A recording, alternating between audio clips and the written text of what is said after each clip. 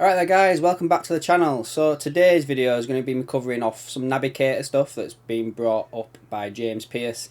And I remember in one of my other videos I mentioned that I'd heard some stuff in regards to why other stuff that went on with Navigator, and some of it is mentioned in this article, so I thought I'd cover that off today because it's now public, I guess.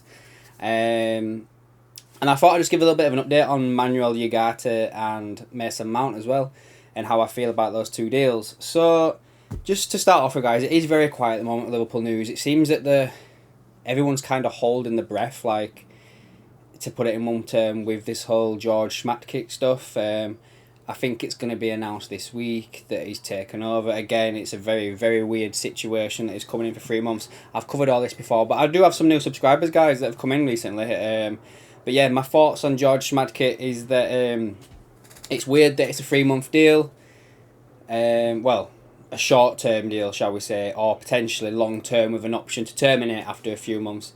And for me, it just basically makes me feel like it's either the owners are waiting to see if they can sell the club, or if they don't sell the club, basically they can terminate the contract and get somebody in that they wanted to get in, because they've met with a few people over the past couple of years. Well, since, the whole Julian Ward thing started, they've met with loads of people.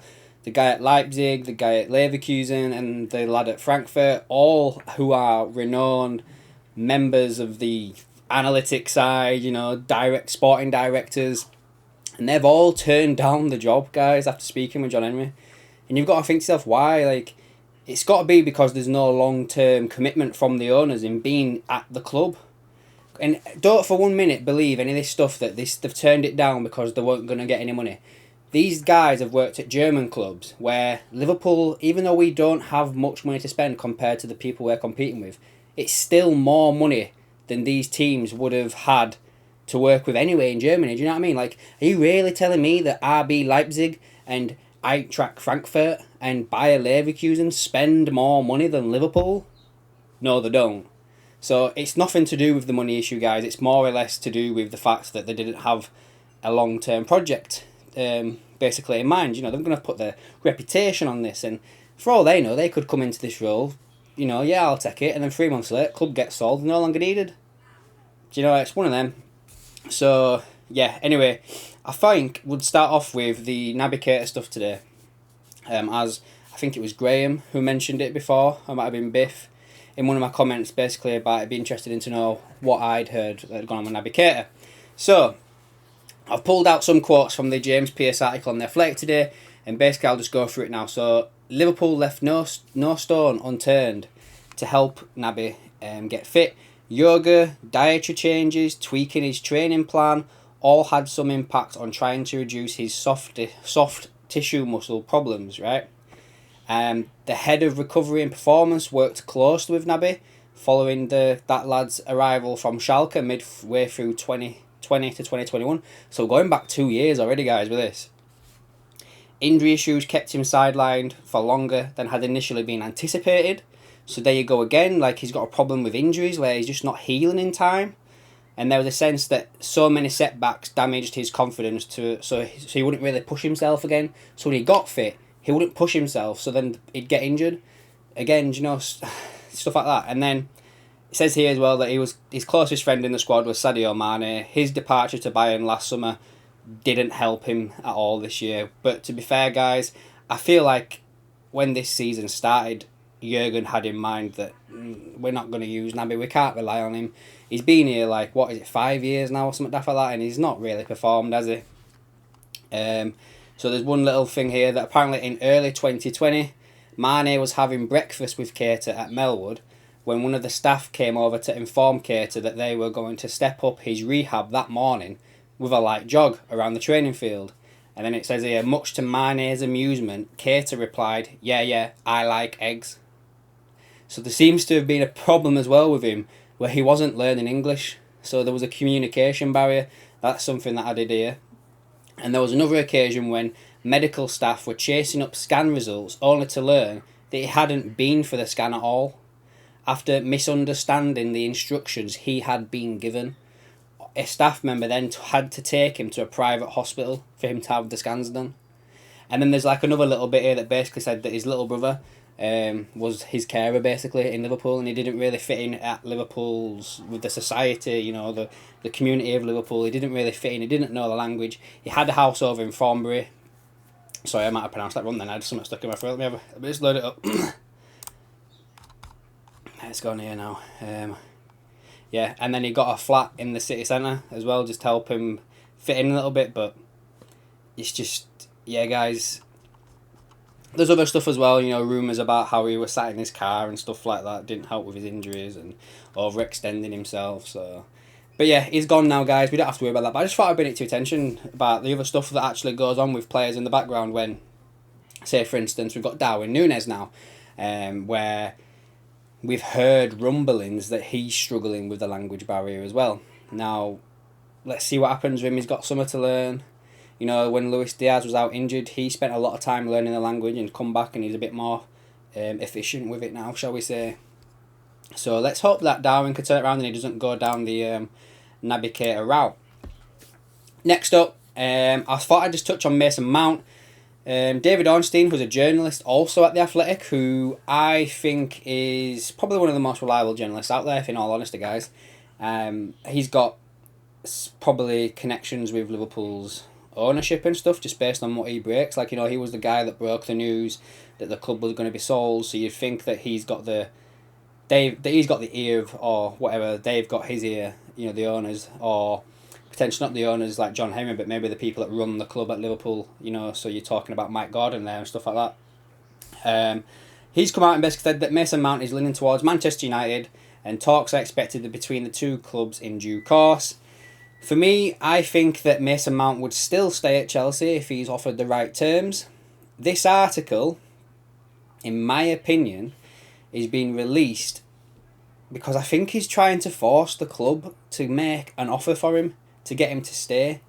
Like, I honestly think he wants to stay at Chelsea, like, as a number one priority. Like, he even says here that Mauricio Pochettino wants Mount as part of his squad for next year, which leaves some optimism for a late development. So there you go again. Like, it's still all up in the air. I wouldn't 100% believe this.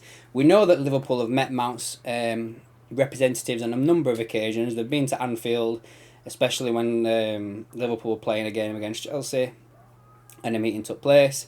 So yeah, that's that for Mason Mount, guys. I don't really have much more on that. I think the asking price that's been spouted about, 85 million for a player in their last year of their contract, is absolutely mental. Like, we all know that Chelsea have got to make like 300 million by the end of next month to match financial fair play. So they're going to have to sell a few players. I'd keep an eye on, is it Levi Colwill, who's currently on loan at Brighton at the moment. He's a left-footed centre-back / left-back, and I think that's the area that Liverpool are probably going to look for in reinforcing the defence. He's someone that Liverpool could go for, especially, you know, we've had players linked that play there, like Ndika, Vardiol. You know, they're players that can play on the left. Jurrien Timber is a player that everyone seems to be talking about a lot lately, but I think he's more prominent on the right-hand side. So, unless they're going to shift Gomez over to the left as a backup to Robbo, and then bring in Timber to compete with Konate, who we do all know has sort of unreliable injury problems that he keeps having in lately. Matip, if he stays, I think he'll go. If he stays, he can be the backup to Virgil van Dijk. Sorry, I mentioned Thiago then because he's another player who's in a very similar situation to Matip, who's in the last year of the contract.